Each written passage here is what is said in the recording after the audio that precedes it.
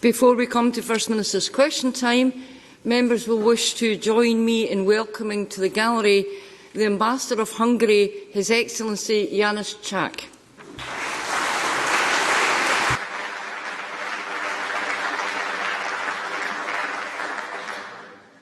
We now move to First Minister's questions. Question number 1, Jan Lamont. Thank you very much, Presiding Officer. To ask the First Minister what engagements he has planned for the rest of the day. First Minister. Well, later today I'll have meetings to take forward the Government's programme for Scotland. Jan Lamont. Thank you very much. Presiding Officer, we all continue to be shocked at the revelations coming from the Leveson inquiry about phone hacking, payoffs and the inappropriate relationship between journalists, police and politicians. I think it would be naive for us to dismiss these as London practices that stop at the border. So can the First Minister outline what steps have been taken to learn from the Leveson inquiry, and did he discuss this when he last spoke with the Chief Executive Officer of News International, Rupert Murdoch? First Minister. Well, there was a statement released yesterday on the meeting I had with the Chairman of News Corporation, Rupert Murdoch, yesterday, that I think in terms of meetings with Rupert Murdoch, to have an open statement saying what was discussed is probably a pleasant change from past practice in the Labour Party. Can I say, to take the serious point, because in terms of the Scottish input into Leveson, Jan Lamont should know that the Chief Constable of Strathclyde will be appearing at the Leveson inquiry later this month to talk specifically about the Scottish Police Force liaison, because I strongly support the police action that's been taken, just as I support the Leveson inquiry itself. And she also should know, and I think it's important that she says we must assume that Scottish aspects, but I think it's also important to remember that in terms of the widespread malpractice across the press reported by the Information Commissioner at the end of 2006, that while a range of newspapers and newspaper groups was involved, and I'll gladly place the information in Spice, it is also true to say there were very few Scottish examples and indeed regional press examples from England. So while we have to be vigilant, and it's quite right and proper that Strathclyde Police are pursuing this and appearing at the Leveson inquiry, I think it's also fair to say that the evidence we have so far means that that cooperation is the way we should go at the present moment. But we stand ready and willing to act, because I think the criminal law must be upheld north and south of the border. Jan Lamont. Fine words also have to be tested against the action that we take, First Minister, because of course we know that the police are not the only people who leak stories to Rupert Murdoch. The first edition of The Sun on Sunday revealed the date of the referendum.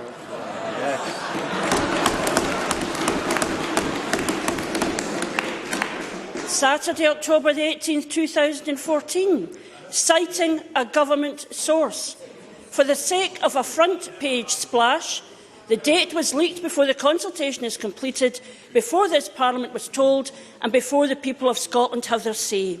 Has the First Minister, who of course wrote a column in the paper's first edition, thought who might possibly have been the source of such a mutually serving leak? What steps has the First Minister taken to determine the source of that leak? First Minister. Of course, we never ever encounter a situation where a Labour politician had a column in the Sun newspaper. But can I, to take the serious point, can I direct Joanne Lamont to my remarks on the radio on Sunday morning, and I'll quote them exactly. It is a possible date, of course, because we said it would be in the autumn of 2014. But we also said we are considering a Saturday as opposed to a Thursday to increase turnout. But we're only a month into a 3-month consultation. I think the last check I've made, we've got 2,700 responses already, so we're heading towards perhaps upwards of 10,000 responses to the consultation. Once all these are in and analysed, then we'll announce what the date will be, not until after the consultation. That's what I said last Sunday, and that still pertains today. Joanne Lamont. I'm sure in the First Minister's world that sounds very believable. It is testing credulity to a point of destruction. For just a few weeks ago, I read out the First Minister's cringe-worthy letter to Fred Goodwin, backing the deal that broke the bank. We are also reminded this week how far the First Minister was prepared to go to accommodate Donald Trump. That didn't end well, although apparently, First Minister, he still likes you. And I won't embarrass the First Minister by reading out his musings to Rupert Murdoch, or Sir Rupert, as the First Minister likes to address him. But it seems he has finally learned that theatre tickets and golf DVDs won't get a reply, but a good exclusive will. The editor of The Sun, despite what the First Minister says, the editor of The Sun says it's the 18th of October 2014. He is so sure, he told Twitter, quote, "See what odds you can get on it. We are right." Is the First Minister saying that the editor of The Sun is wrong? First Minister. The First Minister is saying that Joanne Lamont is wrong. The position is, as I've read it a few seconds ago. Can I say to Joanne Lamont, I don't know if citing Donald Trump is the strongest suit at the present moment. As I understand it, that the ire of Donald Trump seems to have been created because he believes he was given an assurance by my predecessor, Lord McConnell, not a lord at that stage, that he would be blocking planning permission for the test wind farm off Aberdeen. Now, I have no way of knowing if such an assurance was given, but if it was given, it shouldn't have been given, because First Ministers can't determine the wind farm applications of Scotland. I think, incidentally, there is a serious issue in terms of the renewable investment in Scotland. Front page of the Press and Journal today citing the thousands of jobs that are being created towards the drive towards renewables. And I hope as we progress that argument against whoever might be criticising it, then we'll have the support of Joanne Lamont and her colleagues, even if we can't count on the support of Lord McConnell. In terms of relationships with newspapers, I'm trying to be extremely restrained about this so far, but I have to now read out the attendance at News International's summer party. In News International's summer party in London on Thursday night, guests included David and Samantha Cannon, drank Moet and Shandon champagne and ate oysters, Labour leader Ed Miliband, Shadow Chancellor Ed Balls, sheltered from the inclement weather in a giant canopy in the Orangery in Kensington.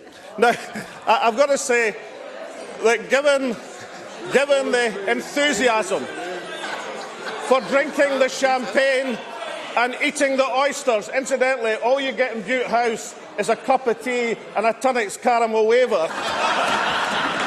But given the enthusiasm for drinking the champagne and eating the oysters from the Labour Party leadership, some people might think there's more than a trend of double standards emanating from the People's Party. Joanne Lamont. I think the First Minister's restraint is admirable. But in the middle of all of that, I don't think we got an answer. And simply asserting that I am wrong does not dispute the fact that the editor of The Sun says that he is right, and that the First Minister is trying to make people believe that the exclusive in The Sun had nothing to do with him and his defensives. It wasn't me, and it wasn't just me. It will not do. They say you can tell, I think, a lot about a man by the company he keeps. So what does it say about the First Minister's judgment? If he is prepared...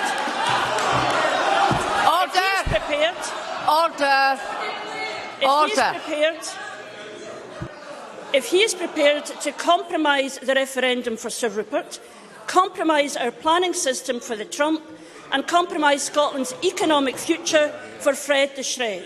Yeah. And I think, First Minister, we all know that Sir Rupert ran with Sunday's story on the First Minister's nod. So, after 5 years of asking, will he simply confirm what date he actually intends to hold a referendum? Just name the date. First Minister. Well, I think I'll stick to the position of having the consultation with the Scottish people. And I should update Joanne Lamont. There are now more than 3,000 responses to that consultation. Then we'll consider the consultation and the responses. Well, we haven't had one from the Labour Party yet, although I understand they have submitted to the Tory Liberal coalition government's consultation. No great surprise there. The Labour-Tory alliance continues right through Westminster, in this chamber, even into Stirling Council in the last week. So we'll have the consultation, and then we'll announce the date, and it will be determined, of course, by this Parliament in the best interests of the Scottish people. I have to say to Joanne Lamont, the remark about the company we choose, it seems an extraordinarily rich one from a Labour Party that pursued a 15-year courtship of News International, and only then decided that there was dreadful things going on after the Sun stopped supporting the Labour Party in politics. Hardly a position of high principle. The serious issue for all of us is to back the police inquiries, back the Leveson inquiry. But I do think it comes amiss from a party which, according to the past Prime Minister, knew about these activities from 2007. That's what he said in his comment speech last year, who still consumed the champagne and the oysters, to now attack a meeting determining the jobs and the economic footprint of Scotland with no champagne and no oysters, once there is a police inquiry, a Leveson inquiry, and quite rightly, News International have said they'll put these past practices behind them. So the Labour Party, prepared to support and quote newspapers when they knew of malpractice, is in no position to criticise anyone in this chamber or across the body politic. Ruth Davidson. Thank you, Presiding Officer. To ask the First Minister when he will next meet the Secretary of State for Scotland. First Minister. No plans to meet the Secretary of State in the near future. Ruth Davidson. Thank you. As the debate on Scotland's constitutional future grinds slowly on, we have a duty in this chamber as parliamentarians and as a government to examine not only the shape of a future Scotland, but also to address the serious problems facing our country right now. The First Minister and I disagree on many things, but there is one serious area of policy where acceptance in this chamber is, I think, universal. The recognition that drugs destroy lives and damage communities.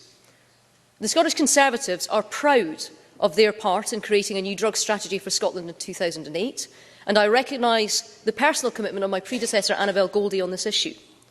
Can the First Minister tell me what evidence there is that programmes his government has directed at rehabilitation and recovery are actually achieving results on the ground? First Minister. Well, I have to say, and I'm going to paraphrase this answer by acknowledging that I think it would be very foolish indeed for any politician to claim success in the battle against drug abuse. But it should be said that the illicit drug use in last year among the general population, 16 to 59, is falling. I mean, that's quite clear from the statistics. 2006, 12.6, 2.89, 10.3, 9.8% in 2009-10. There's also encouraging information from other aspects of drugs abuse reporting. But nonetheless, although drug misuse among young people in Scotland is falling according to these statistics, it's still an enormous problem that requires the joint effort and combination of all members of this Parliament across the parties to address it. I've got absolutely no doubt about that whatsoever. And that's why I welcome the manner and the input of her predecessor in this matter, and while I welcome the input of people across the parties who are able to contribute, along with the government, to do what we can as politicians to attack this great difficulty. Ruth Davidson. I thank the First Minister for his answer. I welcome that response and the encouraging signs that we are seeing. But I'm sure the First Minister would agree that the picture he paints is in no way complete. The NHS figures released this week show that the number of babies born to drug-abusing mothers has nearly doubled over the last 4 years. As a nation, Scotland is spending £28 million a year on methadone treatment alone. In prison, which is a closed society where we would expect to see a degree of control, the number of prisoners taking methadone on a daily basis has reached a record high, with no attempt to reduce intake in the very vast majority of cases. In the last Parliament, this chamber agreed that a focus on rehabilitation and recovery was the appropriate drug strategy to pursue. That was the job of Parliament. To implement this strategy is the job of government. Can I ask the First Minister, when are we going to start seeing much more wide-ranging results? First Minister. I hope, because we achieved a consensus around the road to recovery. I do hope that be a part of that consensus, as well being aware of the difficulties and problems and the challenges we still have to overcome, that we don't start undermining the success that there has been. The basis of the road to recovery, at the first time, put methadone in the broader context of care, treatment and recovery, and the statistics back that up. Been looking at the most recent treatment figures, for example. And in terms of the cost of methadone, that's remained broadly stable since 2006-07. But the increase in costs in 2010-11, which Ruth Davison was alluding to, is because for the first time this government can report accurately on the supervision fees paid to pharmacists. That's the first time that's been able to happen. Now, given that we introduced that, because one of the issues that came up in the discussions on a cross-party basis about the road to recovery was the need and requirement to have a better understanding of the statistics. And given we actually introduced that, to get for the first time a real handle on what's actually happening, it's not helpful to point to that which is clearly the result of the action we take and somehow describe that as in any sense a failure of the road to recovery. In my view, that is one of the successes of the road to recovery. Because one of the things that has to be done in tackling any problem is to have an honest assessment of the scale of the problem. And for the first time in Scotland, we've got the statistics which give us that honest assessment. And that, I think, should be welcomed across the chamber. Kevin Stewart. Thank you, Presiding Officer. Can I ask the First Minister if, in light of the findings of the Oil and Gas UK 2012 Activity Survey, he intends to have discussions with the Chancellor of the Exchequer regarding the detrimental impact that the UK's government's oil taxation policy is having on the economy of Aberdeen and the rest of Scotland? First Minister. Well, Kevin Stewart raises a hugely important issue. The oil and gas industry is indeed a major success story in Scotland. And as the latest Impact and Activity Survey makes clear, and is attributed directly to the sudden unannounced changes in the UK government taxation policy, what is otherwise would have been an unheralded and unprecedented boom in activity in oil and gas was marred by a fall in exploration activity, which company after company directly attributed to the policies of the UK coalition government. So I think, knowing that and seeing that evidence, I do hope that the points and policies that we've been urging, along with the industry, over the last year, in terms of building in incentives for exploration, for marginal fields, for the extraction of additional oil from discovered fields, will be a feature of this upcoming budget. Because I think any reasonable person would determine that the taxation policies of the United Kingdom Conservative Liberal government as regards the oil and gas industry haven't been good for the industry, but far, far more importantly, have not been good for jobs in Scotland.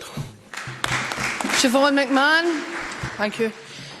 In light of Angela Constant's description of youth unemployment as endemic, does the First Minister agree with Skills Development Scotland's decision to offer voluntary severance to around 150 staff? This includes 60% of its key frontline workers in North Lanarkshire, an area in which 9.8% of 16 to 24-year-olds currently claim job seekers allowance, well above the Scottish and UK average. First Minister. Well, I've heard so often in this chamber Labour members criticising the policies and direction of Skills Development Scotland. The reality is that Skills Development Scotland are placing more people in training schemes and, in particular, have a magnificent success in modern apprenticeships, placing successfully 25,000 modern apprenticeships in this year, 60% more than the position we inherited in 2007. So we should judge skills development in Scotland on the efficiency by which they deliver their services to the young people of Scotland. That is the key to judging the success of skill development Scotland. And frankly, it ill behoves a party which last year voted against modern apprenticeships in Scotland, and this year combined with a Conservative Party to do the same thing again, to really have any commentary on the modern apprenticeships position or the ability of the excellent work of SDS in delivering that magnificent total of 25,000 modern apprenticeships, young people with a job and a training and hope in Scotland. John Park. I'm sure the First Minister will be aware of the situation at Dunfermline Athletic today, where the players have only been paid 60% of their wages due to the situation around cash flow from Rangers. Could I ask the First Minister if he is prepared to make representations to administrators on the behalf of Dunfermline and other clubs, and what steps the Scottish Government can take to assist clubs in this situation? First Minister. Well, the answer is yes, and many of us realised that the position developing at Rangers were going to have ramifications throughout Scottish football, and Dunfermline Athletic is one of the early instances of this. So, of course, I'll be delighted to meet Dunfermline Athletic to offer any help that the Scottish Government can do. Of course, matters which they are directly concerned with won't necessarily be in the province of the Scottish Government's powers, and I'm sure the member fully understands that. But nonetheless, in terms of people who get into difficulties such as the Dunfermline Athletic, will be delighted to meet and discuss any efforts and help that the Scottish Government can make to help in their position as it stands, because all the clubs in Scottish football are vital and valuable, and we should be trying to assist and help them all where we can. Question number 3, Alec Ferguson. Thank you. Can I ask the First Minister what steps have been taken to deal with the Schmallenberg virus if it spreads to Scotland? First Minister. Well, I'd like to thank Alec Ferguson for what is a hugely important issue. I know that people in his constituency will be paying particular attention to it, as indeed will wider rural Scotland. I think it's important to emphasise that there have been no cases of the virus have been reported in Scotland thus far. However, we remain vigilant. Indeed, as soon as the Scottish Government became aware of the emerging disease, it alerted key stakeholders through a conference on the 20th of January and a follow-up meeting on the 27th of January. The Scottish Agricultural College wrote to vets at the beginning of January to alert them to the symptoms of the disease and to encourage the reporting of suspicious cases. And of course, as Alec Ferguson will be well aware, the Mordun Institute is ready to test samples from the 27th of January. Alec Ferguson. For that response, and also that he acknowledges the importance of early reporting of any symptoms of this virus. Last November, the Cabinet Secretary for Rural Affairs and the Environment agreed to establish a strategic management board to oversee veterinary surveillance. That was one of the main recommendations of the Kinnaird report. Another key recommendation of that report was that the board should consider a phased reduction in the number of disease surveillance centres, of which we currently have 8 across the country.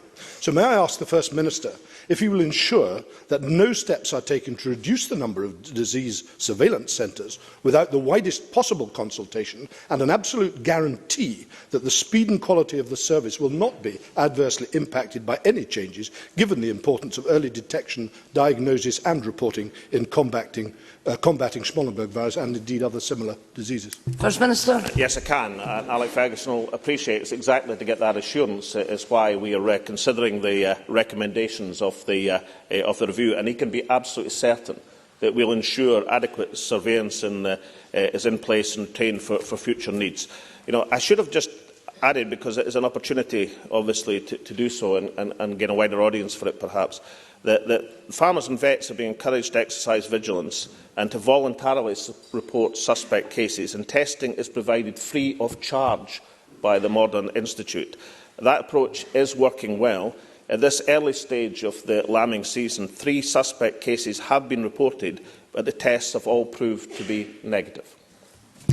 Question number 4, Maureen Watt.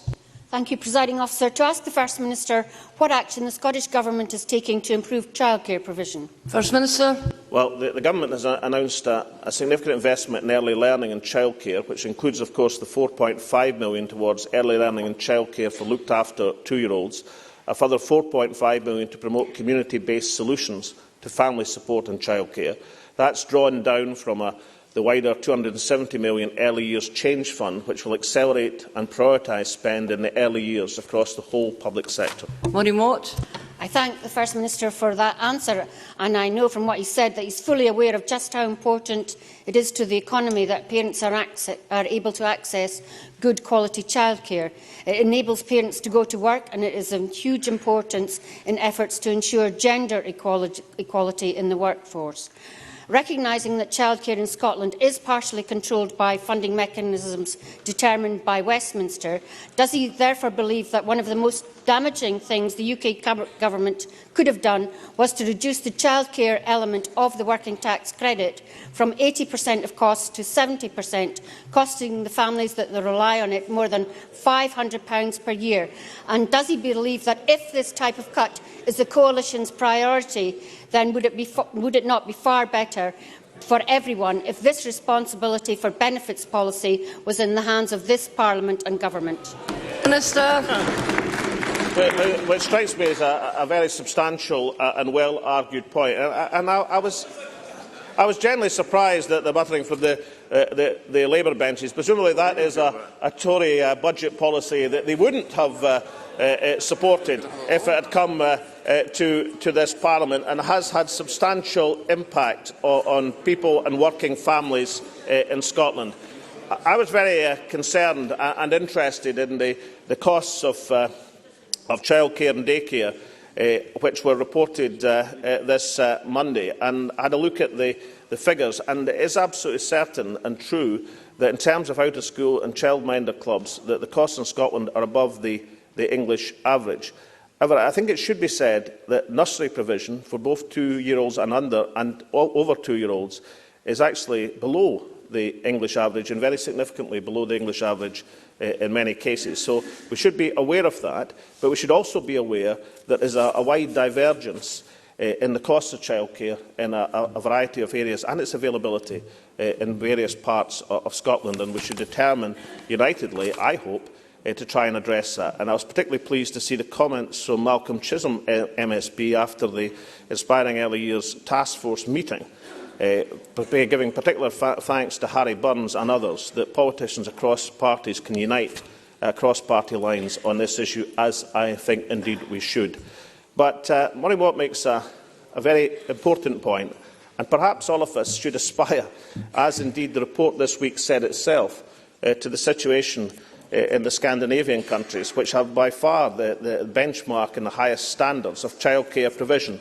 And it is a reasonable point to make that Norway, Sweden, Denmark and Finland all certainly control their tax and benefits policy, and all, of course, are small, independent European nations.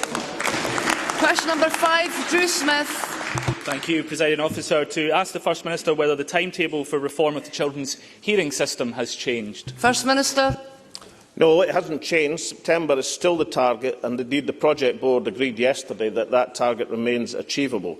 But I want to give this assurance to Drew Smith that we will always listen to people on the ground who share our interest in the continued good working of the current system and the successful delivery of the reforms, which is the absolutely vital thing.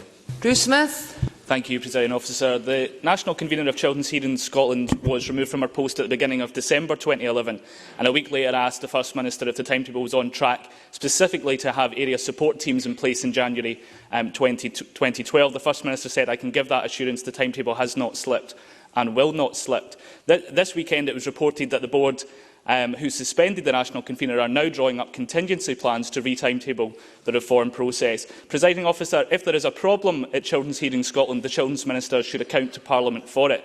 However, if there is not a problem at Children's Hearing Scotland, then when will the National Convener be allowed to return to her post to get on with her job of supporting some of the most vulnerable children in our society and leading a hearing system, the backbone of which consists of volunteers who are left worrying about the mess which the Children's Minister has allowed to develop at Children's Hearing Scotland? First Minister.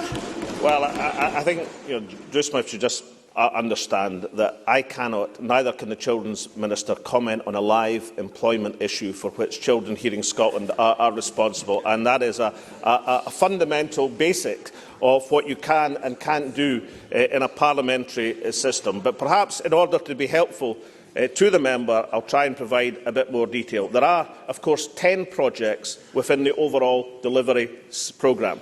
9 of them are on track. The 10th project does relate to the establishment of the area support teams, which must be agreed by local authorities and does indeed, in some aspects, require the National Convener of Children's Hearing Scotland to be in post. Now, as I stressed to the member, I cannot discuss the suspension of the National Convener. It is a live employment issue. It does lie in the province of Children's Hearing Scotland. Now, what the Scottish Government have done is that we have seconded a senior official to work with Children's Hearing Scotland, but there are, of course, certain functions which by statute must be performed by the National Convener. Hence the assurance that I tried to give Drew Smith in my first answer that we will listen, of course, to the people on the ground. Can I further assure him that the Children's Minister will keep the Chamber fully informed of the progress to delivery of the reforms? And lastly, can I just also mention, because I think it's important to stress this, given the excellence of the participation in the children's hearing system over the years, that I know all members will be pleased to know that the last recruitment campaign, that's of January and February this year, for children's panel members, yielded the highest ever number of responses, over 10,000 applicants, a 30% increase on previous campaigns, and something that all of us in this chamber should welcome as a signal of the enthusiasm for the children's hearing system. Christine Graham. Thank you very much, Presiding Officer. To ask the First Minister, in light of comments in the recently published biography of Abdel Basit al-Mohammed al-Megrahi, the Scottish Government considers whether the Scottish Government considers that an inquiry into all aspects of the Lockerbie bombing is now urgent. First Minister. Well, the only appropriate forum for the determination of guilt and innocence is the criminal court, and as the Justice Secretary made clear yesterday, an appeal route remains open, although, of course, it cannot be determined by the Justice Secretary. The Justice Secretary, I think, also explained the position as regards to an inquiry staged by this Parliament. Christine Graham. Thank the First Minister for that answer, but can the First Minister clarify who might have a locus to pursue any posthumous appeal on behalf of Abdel Basit al-Megrahi? First Minister. The primary locus would be thought to lie with the relatives of Mohammed al-Megrahi, but certainly that would be the primary locus. But of course, as the Justice Secretary maintained yesterday, it is a position for the SCCRC. As regards the important issue of the Data Protection Act and the publication of that report, one of the greatest irritations that I had, or frustrations would perhaps be a better word, was to hear Mr Ashton claim that somehow the Scottish Government were trying to delay or prevent the full publication of the Statement of Reasons to the Court. Nothing could be further from the truth. For the last 3 years, we have enthusiastically pursued a way to get that full report into the public domain. And as the Justice Secretary said yesterday, given that we've now had television documentaries and a book which seem to be based in part on a partial explanation of what is in that full Statement of Reasons, my own view is the case for full publication is totally irresistible, and the full contents of that SCCRC report should now be made available to the public. Hence, the Cabinet Secretary's renewed attempt with Kenneth Clarke to provide the protection from data protection provisions which allow that to be possible. Can I just have one last observation? If this Parliament controlled its own data protection, that's something we could do very quickly indeed. Briefly, Lewis MacDonald. Mr Salmond and Mr McCaskill have told us often since the event that the release of Mr Megrahi on compassionate grounds was not dependent on withdrawal of his appeal. Can the First Minister tell us today if they ever made that clear to Mr Megrahi, and if so, when? First Minister. Having totally failed to land a blow on the Justice Secretary yesterday. I don't think Lewis MacDonald is entitled to a rematch today. Kenny McCaskill made that absolutely clear yesterday. If he'd thought up better questions yesterday, perhaps he wouldn't be as frustrated today. That ends First Minister's questions. I now suspend until 2:15.